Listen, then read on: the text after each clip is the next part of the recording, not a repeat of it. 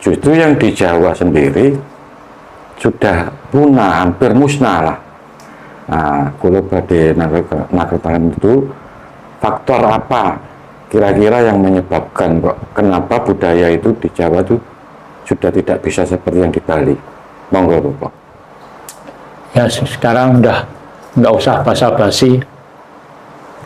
Orang Jawa sekarang banyak yang tidak tahu atau tidak mengerti jati diri. Nggak tahu juga, jujur itu dimanfaatkan oleh orang lain. Kita sebagai orang Jawa kehilangan satu, disiplin. Oke, bisa. Rahayu, Bapak. Ayu, Sugeng panggihan malih sakmenika kalian Mbah Harjo. Ya.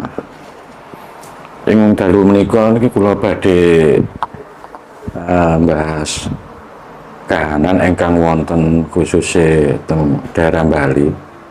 Kados kita sedaya mangertosi niku budaya teng mriko teng Bali niku budaya di Bali itu kan masih kental, masih istilahnya dipakai sampai zaman sekarang. Beda dengan yang ada di Jawa. Kenapa kok di Jawa itu kan budaya-budaya seperti itu yang konon yang dulunya dari Jawa ke Bali, justru yang di Jawa sendiri sudah punah, hampir musnah lah.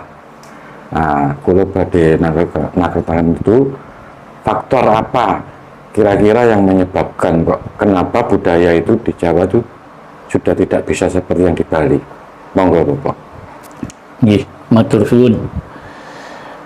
Saderengipun kula menjawab pitakonan menika ngaten. Terus dateng Bali menika benten kalih teng Jawa.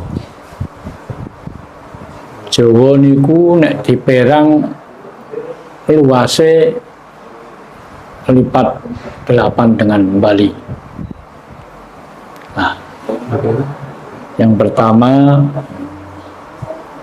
orang Bali bisa mempertahankan karena belum sampai kemasukan budaya lain, orang Bali sudah kuat. Bahkan di Jawa wilayahnya lebih luas dari Bali. Dan serangan-serangan dari luar itu banyak yang mengarah ke Jawa. Sudah sejak dulu,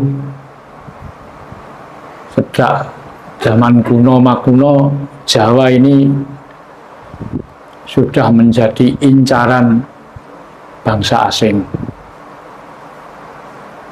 Karena orang asing mempercayai bahwa Jawa itulah jantung Nusantara. Makanya Jawa itu serang terus sampai sekarang. Nah, sedangkan Bali sangat kuat. Jadi serangan istilahnya yang dikatakan penjajahan budaya tidak mengarah ke Bali. Karena yang diincar Jawa pertama. Yang kedua kalinya yang di Bali itu banyak juga yang dari Jawa.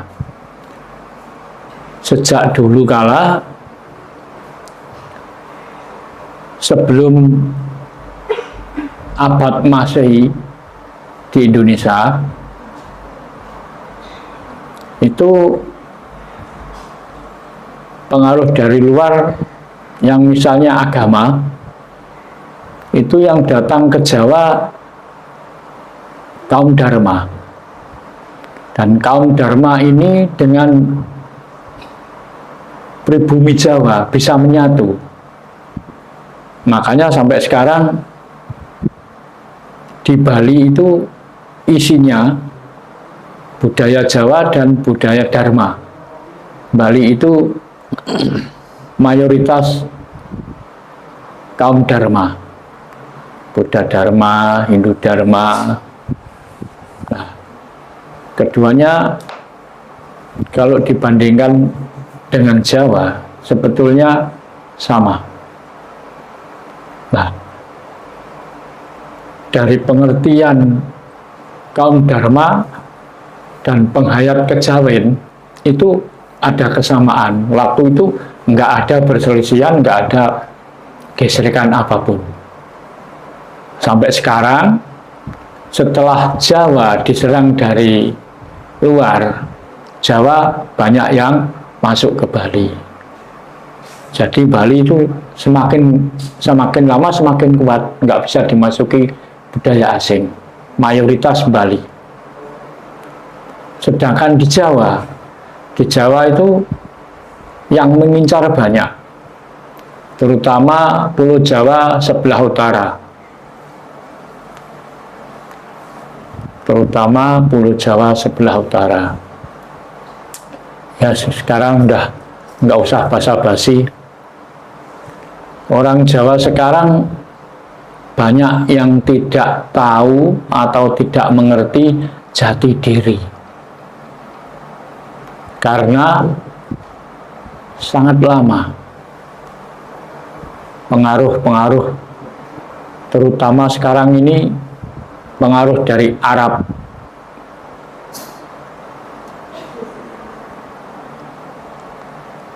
Nah, budaya Arab luar biasa di Jawa, berkembang. Nah, saat-saat ini malah yang mengembangkan orang Jawa sendiri. Karena ratusan tahun orang Jawa itu sudah terkena pengaruh. Sejak dulu orang Jawa itu hanya mengedepankan apa? Kejujuran. Kejujuran. Kalau iya ya, kalau tidak tidak. Tapi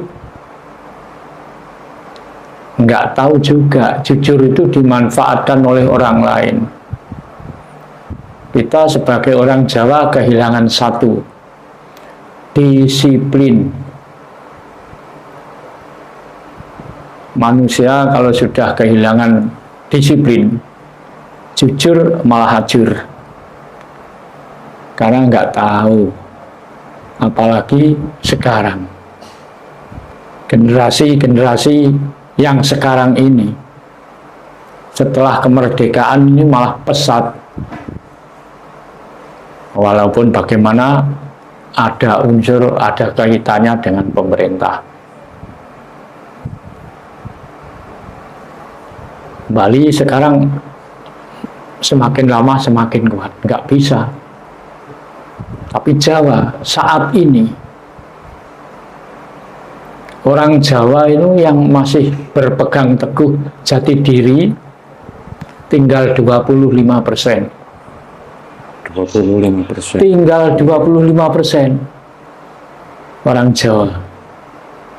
Yang 75% itu sudah dikuasai asing. Hilang Jawa itu. Hilang, kehilangan karena rata-rata orang Jawa itu hanya mengandalkan apa kata orang tua lah.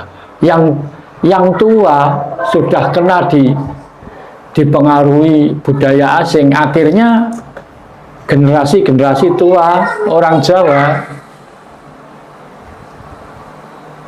malah doktrin anak cucunya sendiri. Nah ini, nah, padahal sudah ratusan tahun. Nah, makanya di Jawa ini untuk mengembalikan jati diri orang Jawa itu generasi sekarang merasa berat, keberatan. Tapi bisa juga nanti bisa merasa dapat semangat, bisa merasakan antusias yang tinggi. Ini kalau ada dukungan dari pemerintah. Ini kesalahan kita sendiri. Bahkan bukan hanya orang Jawa. Atas nama bangsa kita, bangsa Indonesia.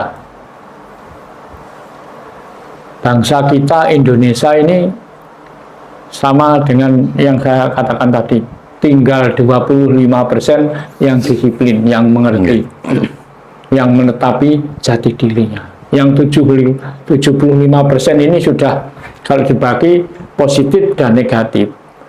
75% ini sudah negatif. Yang positif tinggal 25%. Apa itu? Sekarang bangsa kita, Indonesia umumnya, Jawa khususnya, sudah diserang satu kehilangan disiplin. Tidak peduli dengan kebenaran. Coba kalau dilihat satu bangsa kita ini, coba yang benar dikatakan bangsa yang bodoh atau bangsa yang bohong. Ayo, mari kita pikir bareng-bareng. Tapi bagi saya mengatakan ada beberapa sudut 75% ini. Ada yang bohong, ada yang bodoh, dan ada pencuri, dan ada kejahatan yang lain. Misalnya yang bodoh, bangsa kita ini secara umum sekarang SDM-nya rendah. Makanya kalau SDM-nya rendah, bagaimanapun orangnya pasti bodoh. Kalau kita bodoh terus, pasti dibodohi terus. Kalau kita nggak mau berjuang keras, selamanya bangsa yang bodoh akan dibodohi terus. Coba sekarang bangsa kita Indonesia ya, ditakut-takuti aja sudah takut. Nah, semoga aja nih pemerintahan baru, presiden baru ini semoga saja peduli dengan kita. Kita ini kan ibaratnya anak sendiri, tapi menjadi anak tiri di negeri sendiri.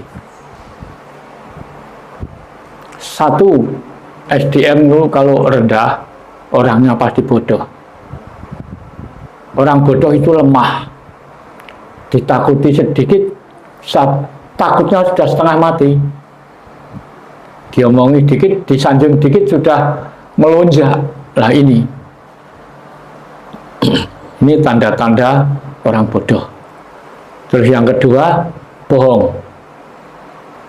Bangsa kita sekarang ini banyak orang yang senang bohong.